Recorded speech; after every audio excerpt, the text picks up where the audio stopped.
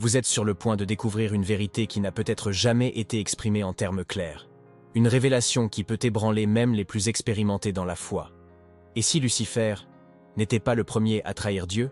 Et si, avant la fameuse rébellion des cieux, une autre rupture s'était déjà produite? Plus subtile, plus ancienne et plus oubliée. Restez jusqu'à la fin, car cette histoire a été enterrée dans l'ombre, mais aujourd'hui, elle peut enfin être révélée. Et si cette vérité allume quelque chose dans votre esprit, laissez votre like, abonnez-vous à la chaîne et activez la cloche. Nous avons maintenant un espace membre. En devenant membre, vous bénissez ce ministère et nous aidez à continuer à apporter des révélations qui édifient et éveillent. Le bouton se trouve juste en dessous, à côté de « S'abonner ». Faites partie de cela. Cela ne vous coûtera rien et de cette façon vous aiderez la parole de Dieu à atteindre des milliers de personnes. La plupart des chrétiens connaissent l'histoire de Lucifer, le chérubin oint qui est tombé à cause de l'orgueil, qui a désiré le trône du Très-Haut et a été précipité du ciel. Mais peu de gens s'arrêtent pour se demander, qui avait-il avant cela? Qu'existait-il dans les âges précédant la chute? Le ciel a-t-il toujours été pur? Ou bien y avait-il quelque chose, ou quelqu'un, qui avait déjà blessé le cœur de Dieu avant la chute du premier ange? L'écriture canonique reste muette sur cette possibilité. Mais des textes anciens, comme le livre d'Enoch, l'Apocalypse de Moïse et même des traditions rabbiniques préservées dans des documents extra-bibliques, mentionnent une époque où d'autres êtres se tenaient devant Dieu, mais choisissaient de se détourner, sans guerre, sans rébellion armée, sans cri, juste de l'abandon. Un silence pesant qui marque la première trahison, non pas une tentative d'usurpation du trône, mais simplement de tourner le dos. Certains écrits anciens appellent ce moment la séparation des primordiaux. Une époque où des êtres créés avant les anges, dotés d'une connaissance pure et d'un libre arbitre absolu, refusèrent de participer à la création de l'homme. Ils ne se sont pas rebellés avec fureur, mais avec mépris. Ils ont refusé le plan de Dieu de créer une créature à son image et se sont retirés dans des régions cachées de l'univers, où la lumière ne pouvait plus les atteindre. Et dans ce refus, la première trahison fut scellée. Ce refus n'a pas été crié, il était silencieux. Et, pour cette raison même, c'était encore plus grave. Lucifer est tombé en essayant de s'élever. Ses premiers êtres sont tombés en refusant de descendre. Descendez vers l'homme. Serre-le. Aidez-le. Ces anciens, souvent appelés les veilleurs éternels dans les écrits anciens, furent les premiers à entendre le plan de Dieu pour la création de l'humanité, et les premiers à le rejeter. Non pas par envie, mais par fierté ancestrale. Pour eux, l'homme était trop inférieur pour justifier son existence. Le livre des Jubilés, un texte juif conservé parmi les apocryphes, raconte qu'il y avait des anges qui ne voulaient ni pas louer Dieu à cause de l'homme, et ceux-ci furent éloignés de la présence directe du trône. Déjà dans le livre d'Adam et Ève, il y a des références indirectes à des êtres qui ont refusé de se prosterner devant l'homme nouvellement créé, comme ordonné par Dieu. Ils ne voulaient pas s'incliner devant quelque chose fait d'argile. Et dans ce rejet, ils ont perdu la lumière. C'était la première rupture de communion au ciel. Ce qui les différenciait de Lucifer était la nature de la chute. Alors que le chérubin oint essayait de monter, ces êtres le laissèrent simplement faire. Ils ont abandonné la gloire. Ils ne voulaient plus en faire partie. Et pour cette raison, selon certains textes, ils ont été scellés dans des régions profondes, des endroits où le temps ne passe pas et où la mémoire du Tout-Puissant s'efface progressivement. Ils ont été oubliés non seulement par les hommes, mais par de nombreux anges eux-mêmes. Ésaïe 14 parle des étoiles du matin qui étaient présentes dès le commencement. Job 38 mentionne également que les étoiles chantaient ensemble lorsque Dieu posa les fondations de la terre. Mais toutes ces stars ne sont pas restées dans les honneurs. Certains étaient silencieux. Certains ont éteint leur lumière par décision. Et, selon d'anciens commentaires juifs, leur silence fut enregistré comme la première offense, ou à Céleste, il n'y avait pas d'épée, mais il y avait une absence. Et l'absence, dans ce cas, était une trahison. Cette trahison silencieuse marqua un changement dans l'ordre céleste. C'est le premier moment où Dieu a vu une partie de sa création refuser le but pour lequel elle avait été créée. Il n'y avait pas de cris de guerre, mais il y avait des gémissements. Et, selon certaines traditions, c'est dans cette lamentation que Dieu a décidé de créer un nouveau type d'être, quelqu'un qui l'adorerait même sans le voir, qui aurait la foi sans avoir besoin d'habiter la gloire directe. Ainsi l'homme est né. La création de l'être humain fut, en quelque sorte, une réponse au premier déni. C'est pourquoi l'homme a été créé à l'image de Dieu, et non à la ressemblance des anges. Dieu voulait quelque chose de différent. Quelqu'un capable d'aimer librement, même sans la vue constante de la majesté. Quelqu'un qui pourrait choisir le Créateur sans être entouré de sa gloire. Cela a encore plus irrité les anciens qui étaient répartis. Pour eux, c'était une insulte que des êtres faits d'argile soient considérés comme portant l'image du Très-Haut. C'était inconcevable. C'est dans ce contexte qu'apparaît Lucifer. Certains érudits apocryphes suggèrent qu'il n'a pas été le premier à tomber, mais le premier à tenter d'inverser le plan de Dieu par la force. Il a vu ce que les primordiaux avaient fait et a décidé de faire quelque chose de différent. Au lieu de s'éloigner, il essayait de dominer, surmonter, prendre le trône. En d'autres termes, Lucifer fut le premier à se rebeller, mais pas le premier à trahir. Et cette distinction change toute la ligne de compréhension spirituelle de l'origine du mal. Les premiers traîtres étaient passifs, silencieux, fiers de leur refus, et ils furent scellés dans l'oubli. Lucifer, en essayant de prendre le trône, a entraîné d'autres personnes avec lui. Mais il a hérité d'une blessure qui existait déjà au ciel, la blessure du rejet. L'idée que la création de Dieu pourrait être jugée et rejetée par ses propres créatures. Et cette idée n'est pas née avec lui. Il a simplement épanoui son ambition. Ce que cela nous montre, c'est que le mal n'a pas commencé par la violence, mais par la distance. La première étape n'était pas une attaque contre le trône, mais un refus de participer. Cela change tout, parce qu'il révèle que le cœur de Dieu était blessé avant même la création de la terre. Que la douleur du Créateur n'est pas venue seulement avec la chute de l'homme, mais avec le rejet de ceux qui étaient les plus proches de lui au début des temps. Dans les écrits gnostiques, rejetés comme hérésie par beaucoup, mais toujours riches en symbolisme, il est fait mention d'êtres appelés éons, qui se sont éloignés de la plénitude divine par orgueil ou désaccord avec la volonté créatrice. Même si nous ne devons pas prendre de telles sources comme doctrine, elles font écho au même concept présent dans les textes juifs anciens. Il y avait une séparation préalable, un choix de fermer, une mort de but, voire d'existence. Cela nous amène à un point critique. Le mal a-t-il commencé avec une épée ou avec le silence? La racine de la rébellion pourrait-elle être la guerre ou l'absence de culte? La première mort au ciel fut peut-être la mort de l'obéissance, de livraison, de l'amour spontané. Et ce type de mort est plus subtil et donc plus dangereux. Parce que ça ne s'annonce pas, ça s'installe. Et lorsque Dieu créa l'homme, il le fit en sachant que le ciel avait déjà connu le rejet, qu'il y avait des lumières qui ne brillaient plus. Et pourtant, il a décidé de continuer. J'ai décidé de prendre à nouveau le risque. Et peut-être, c'est pour cela qu'il nous a aimés si intensément. Parce qu'il savait ce que cela signifiait d'être abandonné. Il savait ce que c'était que d'être trahi, non pas par une épée, mais par l'absence. Et j'ai décidé de donner à l'homme une nouvelle chance de trouver le véritable amour.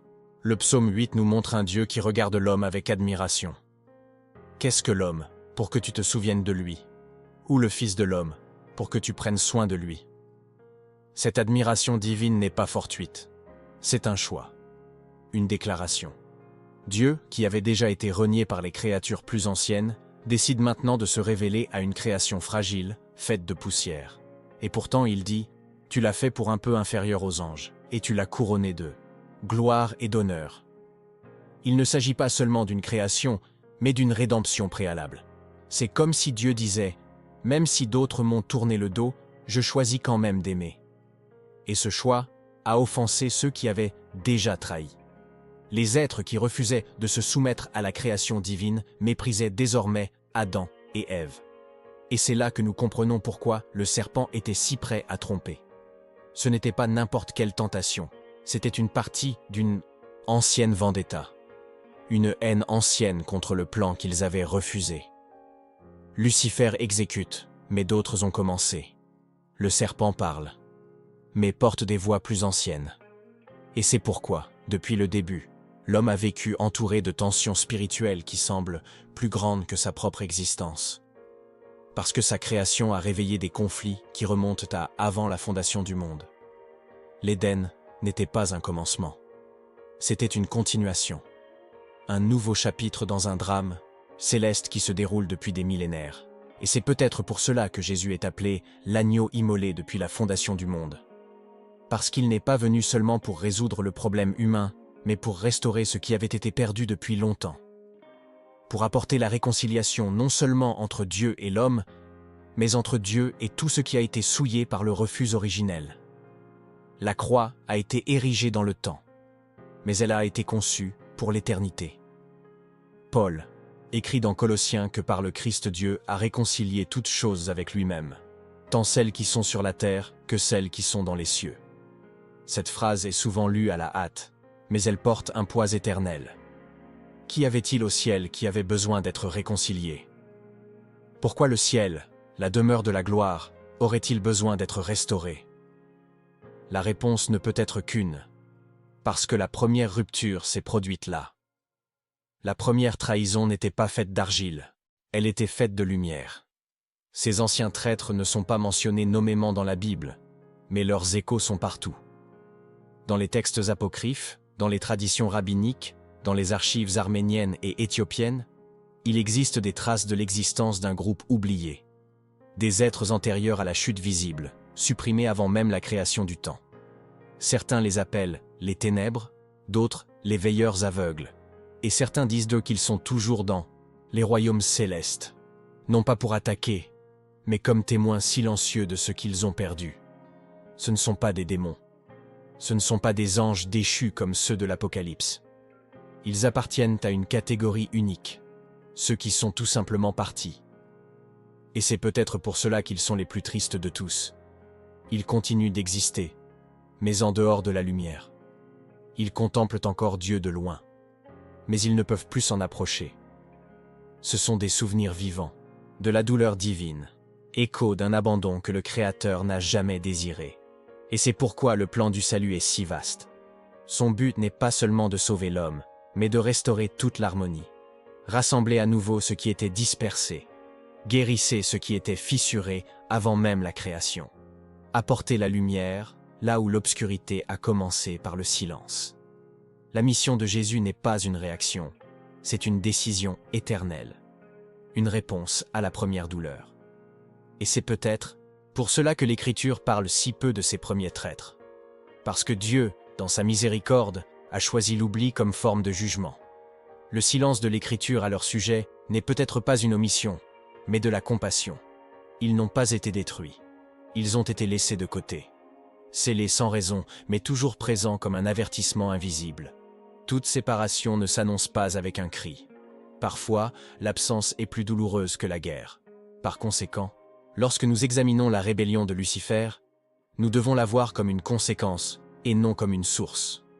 Il fut le premier à se soulever avec violence, mais pas le premier à repartir avec fierté. Le mal commence par de petites décisions. D'abord, le cœur se ferme. Puis les yeux s'éloignent.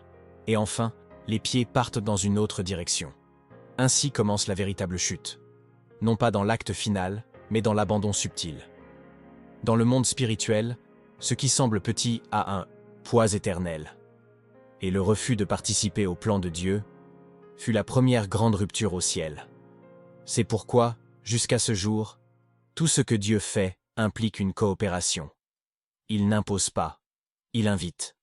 Elle offre alliance, partenariat, intimité. Et lorsqu'une créature, qu'elle soit ange ou homme, refuse de participer à cela, elle répète l'erreur des premiers qui l'ont trahi. Le plan divin est clair, rassembler toutes choses dans le Christ. Cela comprend les cieux, la terre, le visible et l'invisible. Parce que tout ce qui a été créé n'est pas resté intentionnel. Et il y a des choses et des êtres qui sont encore aujourd'hui hors de la lumière. Non pas par expulsion, mais par refus. Et la plus grande douleur de Dieu n'est pas de voir ses ennemis se lever, mais de voir ses enfants choisir de s'éloigner. Et quand nous comprenons cela, nous comprenons aussi pourquoi le Saint-Esprit est décrit comme quelqu'un qui peut être attristé. Il ne se met pas en colère comme un juge.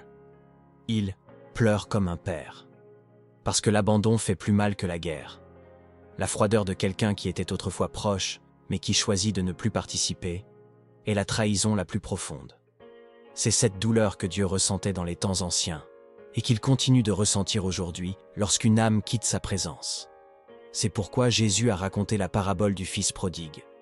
Beaucoup de gens pensent que c'est une histoire qui parle uniquement de pécheurs, mais c'est bien plus que cela. C'est une histoire de séparation volontaire. À propos de l'abandon de la maison du Père, non pas par rébellion explicite, mais par choix silencieux. Le Fils prodigue n'a pas attaqué son Père, il est simplement parti. Et cela, pour le cœur de Dieu, a le même poids que la trahison céleste originelle. La bonne nouvelle, cependant, c'est que contrairement au premier traître, nous avons encore une chance de revenir. La rédemption est disponible. La maison est ouverte. Le Père attend, toujours. Ce qui a été fait au ciel par l'orgueil éternel peut être défait sur terre par un repentir sincère. Et c'est là la beauté de la grâce. Elle n'exige pas la perfection, mais la présence. Elle n'exige aucune gloire, seulement un retour. Aujourd'hui, des milliers de personnes vivent comme les premiers traîtres, distantes, silencieuses, indifférentes. Ils n'attaquent pas Dieu, mais ils ne le servent pas non plus.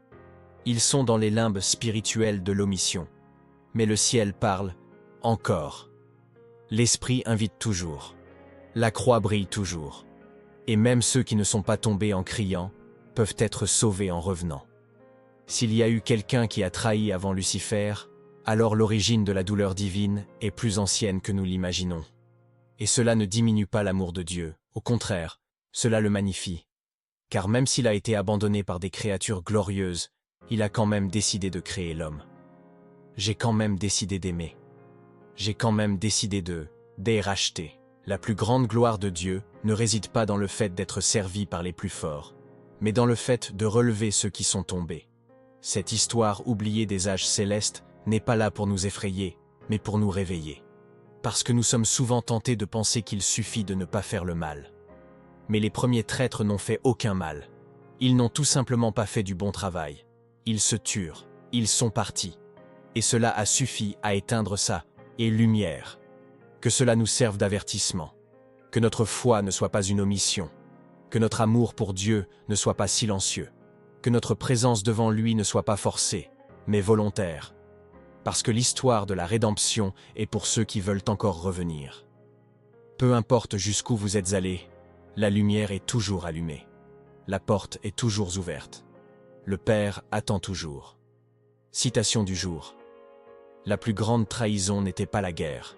C'était le silence de ceux qui connaissaient déjà la lumière. Si ce message vous a parlé au cœur, abonnez-vous à la chaîne, activez la cloche de notification, laissez votre like et partagez-le avec quelqu'un qui a besoin de l'entendre. Commentez ci-dessous. Je choisis de ne pas me détourner de la lumière. Et dites-nous depuis quelle ville ou quel pays vous nous regardez.